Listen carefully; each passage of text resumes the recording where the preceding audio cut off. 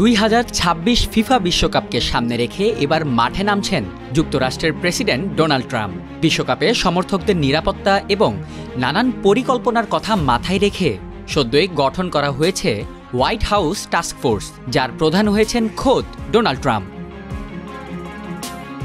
2026-এর June জুলাইয়ে যুক্তরাষ্ট্র, Mexico ও কানাডায় যৌথভাবে অনুষ্ঠিত হবে 23তম ফিফা বিশ্বকাপ।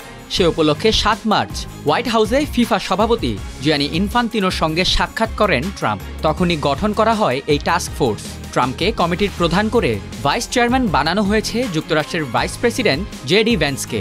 তবে টাস্ক ফোর্সের দৈনন্দিন কার্যক্রম পরিচালনার জন্য নিয়োগ করা হবে একজন নির্বাহী পরিচালকও। শুল্ক আরোপ নিয়ে উত্তর আমেরিকা মহাদেশে দিনকে দিন উত্তেজনা বাড়ছে, আর এমন এক পরিস্থিতির মধ্যেই হতে চলেছে 2026 বিশ্বকাপ।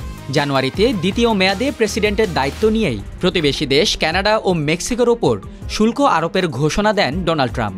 এছাড়া কানাডার প্রধানমন্ত্রী জাস্টিন ট্রুডোকে নিয়ে মানহানিকর মন্তব্য করার পাশাপাশি কানাডা যুক্তরাষ্ট্রের অঙ্গরাজ্য হয়ে যেতে পারে বলেও মন্তব্য করেন ট্রাম্প।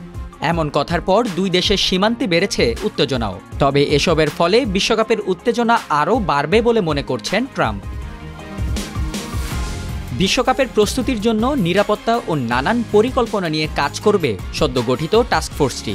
বিশ্বকাপ দেখতে আয়োজক 3 দেশেই সমাগম হবে প্রচুর পর্যটকের। কিভাবে তাদের সবার নিরাপত্তা নিশ্চিত করা যায়, সঙ্গে তাদের সেরা একটি বিশ্বকাপ উপহার দেয়া যায়, এ নিয়ে ফিফা অফিসিয়ালসদের সঙ্গে বৈঠকও করেন ট্রাম্প, যার দরুন গঠন করা হয় এই টাস্কফোর্স।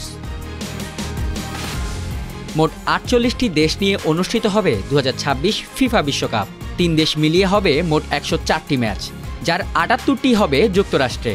কানাডা ও মেক্সিকোয় হবে 13টি করে ম্যাচ। যুক্তরাষ্ট্রের নিউ জার্সির মেটলাইফ স্টেডিয়ামে 19 জুলাই অনুষ্ঠিত হবে ফাইনাল।